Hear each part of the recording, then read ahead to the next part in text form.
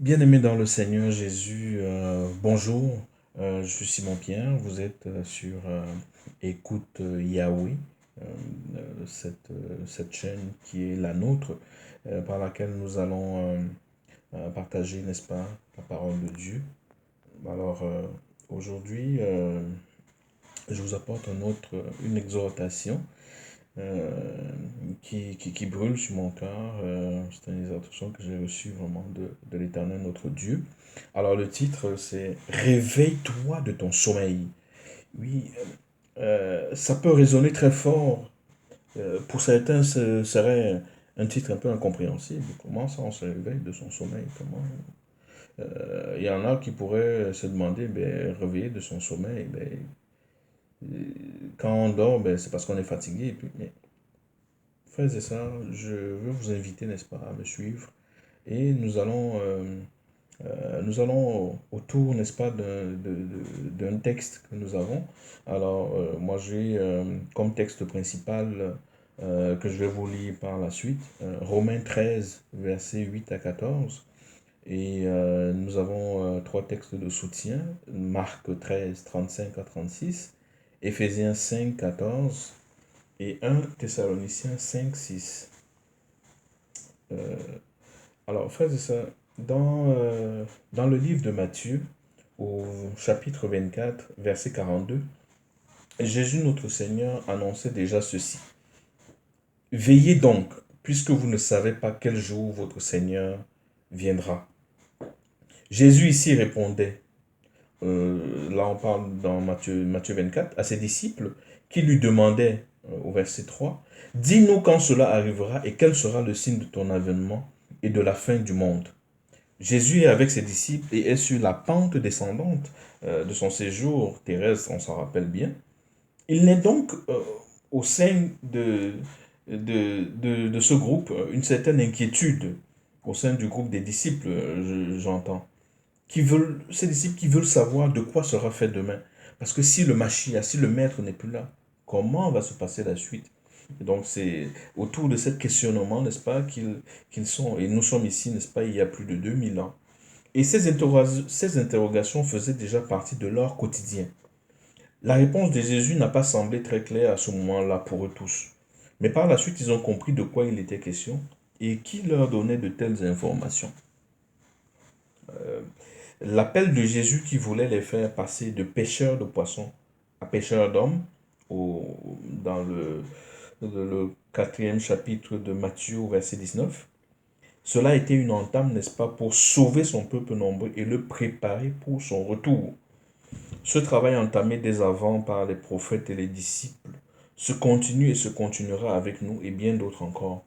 Nous avons donc pour rôle de nous assurer que nous sommes tous bien éveillés et prêts pour la rencontre avec notre Seigneur Jésus. Alors, frères et sœurs, nous allons lire le texte principal se situe dans le, euh, le livre de Romains au chapitre 13, à partir du verset 8. Et je vous lis jusqu'au verset 14. Mais nous allons mettre un certain accent euh, sur les versets 11, des versets 11 à 14. Dans le verset 8 à 10, ça va être pour une mise en contexte. Alors là, il est écrit, ne devez rien à personne si ce n'est de vous aimer les uns les autres, car celui qui aime les autres a accompli la loi. En effet, les commandements, tu ne commettras pas d'adultère, tu ne commettras pas de meurtre, tu ne commettras pas de vol, tu ne rendras pas de faux témoignages, tu ne convoiteras pas. Et tout autre commandement se résume dans cette parole. Tu aimeras ton prochain comme toi-même. L'amour ne fait pas de mal au prochain. L'amour est donc l'accomplissement de la loi. D'autant que vous savez en quel temps nous sommes. C'est l'heure de vous réveiller en fin de sommeil. Car maintenant le salut est plus près de nous que lorsque nous avons cru. La nuit est avancée, le jour approche. Dépouillons-nous des œuvres des ténèbres et revêtons les armes de la lumière. Marchons honnêtement comme en plein jour, sans excès de table ni de boisson, sans luxure ni dérèglement, sans discorde ni jalousie.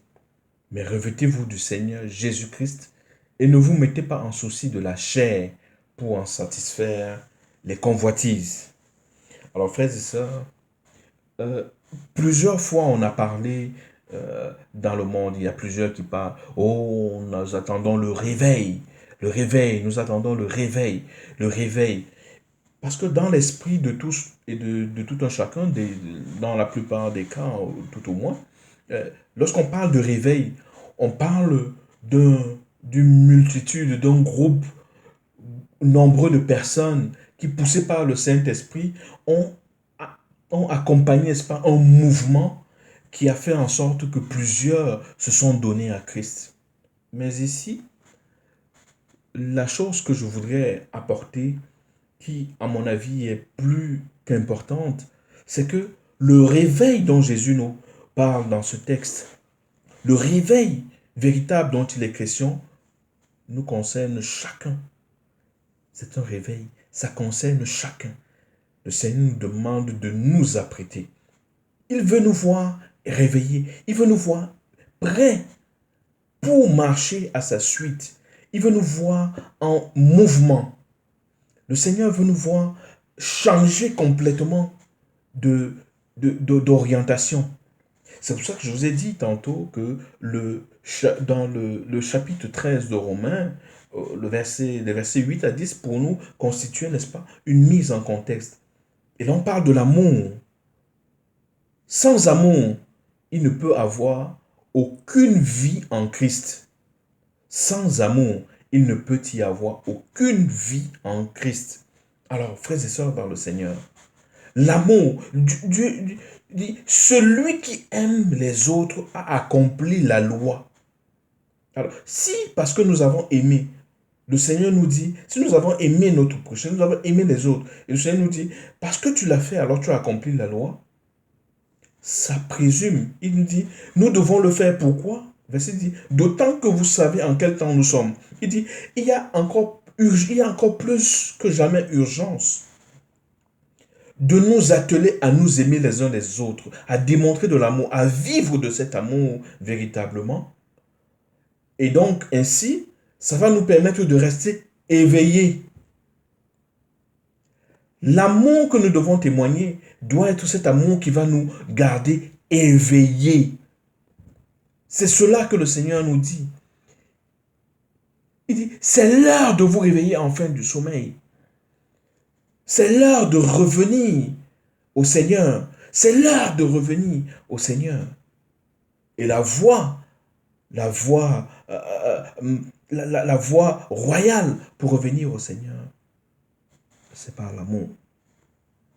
C'est par l'amour, frères et sœurs, dans le Seigneur. Par l'amour. Parce qu'il faut qu'on se réveille. Et le Seigneur nous dit, marchons honnêtement comme en plein jour, sans excès de table ni de boisson, sans luxure ni dérèglement, sans discorde ni jalousie. Mon frère, ma sœur, t'es-tu examiné? Est-ce que ces paroles te parlent? Est-ce que ces paroles t'encouragent à t'examiner, à t'interroger? Suis-je sur le chemin que le Seigneur a tracé? Suis-je en train de marcher selon la voie du Seigneur? Frères et sœurs, voilà des questions que nous devons nous poser. Le Seigneur nous dit de ne pas faire d'excès de table ni de boisson.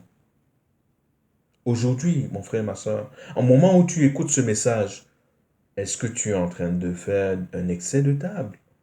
Manges-tu plus que ce que tu dois? Bois-tu plus que ce que tu bois? Que tu dois boire normalement? Est-ce que tu vas au-delà de ce que tu es capable? Tu vas au-delà de ce que le Seigneur apprécierait? Es-tu plongé dans la luxure, toujours en train de rechercher la dernière chose la plus belle, toujours? Ni dérèglement. Oui, nous devons marcher selon les règles de Dieu. Nous ne devons pas faire des choses qui sont hors de Dieu. Nous devons respecter nos frères et sœurs. Nous devons respecter les autorités. Et nous devons aimer. On a dans un texte dans 1 Pierre qui nous dit que nous devons respecter les païens. Nous devons respecter les autorités. Et nous devons aimer nos frères. et nos sœurs dans le Seigneur, nos frères en Christ, nos frères dans la foi, nos frères dans la foi, il est écrit. Mes frères, mais le Seigneur nous dit, mais revêtez-vous du Seigneur Jésus-Christ et ne vous mettez pas en souci de la chair pour en satisfaire les convoitises. Avons-nous conscience que nous passons beaucoup de temps à nourrir notre chair plutôt que de nous revêtir de Christ Jésus, plutôt que de vivre selon l'Esprit de Dieu? Tous ceux qui sont enfants de Dieu vivent dans le spirituel. C'est l'Esprit de Dieu qui est en nous. Paul disait, ce n'est plus moi qui vis, mais c'est l'Esprit, c'est Jésus qui vit en moi. Pouvons-nous nous asseoir, nous arrêter un instant pour comprendre ce que Paul voulait dire par là? De dire que c'est Jésus, ce n'est plus lui qui vit, mais c'est Jésus même qui vit par lui. Arrêtons-nous un instant. Lisons nos Bibles. Lisons bien la Bible. Demandons à l'Esprit de Dieu de nous instruire là-dessus. Oui, frères et sœurs, nous devons rester éveillés. D'autant que nous savons en quel temps nous sommes. La plus grande partie des messages aujourd'hui nous rappelle que le Mashiach revient. Jésus-Christ de Nazareth revient bientôt. Il est déjà à la porte. Que faisons-nous? Qu'attendons-nous? Ou nous disons-nous, il y aura un deuxième tour, il viendra une première fois, après il reviendra encore nous chercher une deuxième fois, on peut passer notre tour, on va attendre le second tour, il n'y a pas de problème. Non mon frère, tu dois partir dans le premier bus, dans le premier train, dans le premier avion. Oui, c'est là que tu dois partir, ce n'est pas après, parce que rien ne t'assure que tu seras là après. Qu'est-ce qui t'assure qu'il y aura un après? Pourquoi attends-tu l'après? Pourquoi mises-tu sur l'après? Après quoi? C'est maintenant, Seigneur. C'est maintenant qu'il faut partir, frères et sœurs. C'est maintenant. Mais pour partir, il faut bien être éveillé. Si ton avion doit partir à 9 heures et qu'à 8h30, tu es encore en train de dormir, c'est sûr que tu as raté ton avion. C'est clair. On te demande d'être à l'aéroport 2 heures avant. Donc, ton avion partait à 9 heures. Tu devais être à l'aéroport à 7 heures. Alors, ça te prend combien de temps? Pour moi, par exemple, si je vais aller à l'aéroport, je dois mettre au moins 2 heures de temps de route. Je dois prévoir cela. Pas parce que c'est aussi loin que ça, mais je dois prévoir, n'est-ce pas, avec tous les aléas de la circulation. Je dois prévoir tout cela. Oui. Quitte même à la veille de mon départ, d'aller loger dans un hôtel proche de l'aéroport pour être sûr que je prendrai mon avion. Donc, je dois rester en alerte. Quelqu'un qui prend ce genre d'engagement, qui prend ce genre de disposition, oui, voilà quelqu'un qui est éveillé, qui est en alerte, qui sait qu'il doit faire des choses pour ne pas louper le coche. Alors, frères et sœurs, Jésus nous appelle à être prêts, n'est-ce pas? Alors, nous allons lire un texte dans l'Évangile selon Marc, chapitre 13, versets 35 à 36. Il est écrit, « Veillez donc, car vous ne savez pas quand le maître de la maison viendra, ou le soir, ou au milieu de la nuit, ou à l'heure où le coq chante, ou le matin. Craignez qu'il ne vous trouve endormi à son arrivée soudaine. Craignez qu'il ne vous trouve endormi à son arrivée soudaine. » Oui, frères et sœurs dans le Seigneur, nous devons avoir le respect pour notre Mashiach, pour Jésus-Christ de Nazareth. Et donc, nous devons être prêts. Nous devons être prêts. Il est à la porte. Et je vais nous lire un autre texte dans Éphésiens 5, Éphésiens chapitre 5, verset 14. Éphésiens chapitre 5, verset 14, il a été écrit, « C'est pourquoi il est dit, réveille-toi, toi qui dors, relève-toi d'entre les morts, et le Christ resplendira sur toi. » Si tu restes éveillé, le Seigneur sera avec toi. Si tu es éveillé, il faut que tu le demeures et le Seigneur sera avec toi. Relève-toi d'entre les morts. Celui qui dort est comparé ici, n'est-ce pas, à un mort. C'est-à-dire quelqu'un qui vit par la chair. Quelqu'un qui n'a pas compris qu'il est esprit.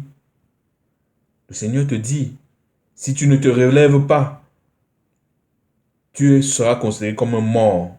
Tu es mort parce que tu n'as pas Christ en toi.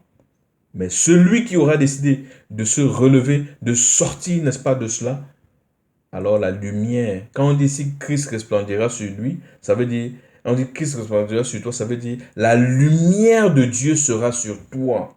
Et toi, tu pourras éclairer les ténèbres qui sont autour de toi. Quand on fait la comparaison entre celui qui dort et qui est considéré comme faisant partie des morts, on parle ici des ténèbres. Quelqu'un qui est à Satan. Mais le Seigneur te dit, je suis là et je viens te dire de te lever, de te réveiller. Alors, frères et sœurs, je pense que ce message est plus que jamais important et nous devons véritablement nous atteler, n'est-ce pas, à faire la volonté de notre Seigneur. Alors, je lis un dernier texte. Là, on est dans 1 Thessaloniciens, chapitre 5, verset 6. Ne dormons donc pas comme les autres, mais veillons et soyons sobres. Tout à l'heure, je vous ai lu le texte, on disait de ne pas faire d'excès de table, ni d'excès de boisson. Alors, la sobriété ici dont on parle, c'est cette sobriété-là, c'est-à-dire de ne pas nous atteler aux choses de la terre, de ne pas ne pas regarder aux choses de ce monde, mais de rester sobre, c'est-à-dire d'être serein, d'être prêt, d'être éveillé. Oui, ne dormons donc pas comme les autres. Oui, ne faisons pas comme les autres. Ne faisons pas comme les autres. Parce que nous avons quelque chose de différent. Nous avons Christ en nous. Christ en nous. Nous avons Christ en nous. Alors, frères et sœurs, dans le Seigneur, que ce message soit un autre appel pour vous, n'est-ce pas, à à vous impliquer, n'est-ce pas, dans la vie de Christ Jésus, dans la famille de Dieu, à vous interroger sur ce que vous êtes en train de faire, sur ce que vous êtes en train de vivre maintenant. Est-ce que cela plaît au Seigneur? Nous devons nous interroger. Nous devons nous interroger. Je prie que ce message vous trouve dans la disposition où vous êtes et vous amène dans la disposition où Dieu vous attend. Je prie que le Seigneur Dieu Tout-Puissant, par sa main puissante, vous touche et vous soutienne et vous aide à demeurer fidèle dans les œuvres qu'il vous a confiées. Lorsqu'il nous demande d'être réveillés, oui, c'est un message d'abord personnel, avant que plusieurs qui sont réveillés puissent se mettre et ainsi générer, induire un mouvement de réveil. Si nous ne nous sommes pas réveillés, nous ne pouvons pas vivre un mouvement de réveil. Il n'est pas possible d'être endormi et de vivre les réveils. Non, frères et sœurs. Alors, toi, mon frère, toi, ma soeur, toi qui m'entends, toi qui m'écoutes en ce moment, alors je t'encourage, si tu n'as pas encore donné ta vie à Christ, à le faire instamment. Donne ta vie à Christ. Fais une simple prière. Recherche à connaître la parole. Nous avons beaucoup d'instruments, d'outils qui peuvent nous aider à connaître la parole. Premièrement, la Bible. Nous pouvons en télécharger, peu importe les versions, nous pouvons les télécharger sur Internet. Nous pouvons avoir des applications qui nous permettent de lire la Bible. Vous avez par exemple l'application, vous avez plusieurs applications. Moi, celle que je lis en ce moment, c'est la Bible de Jésus-Christ, la BJC. Facile, simple, et en plus, il y a des éléments comparatifs avec d'autres versions, comme la Louis II, et même la King James en anglais, pour ceux qui préféreraient cela.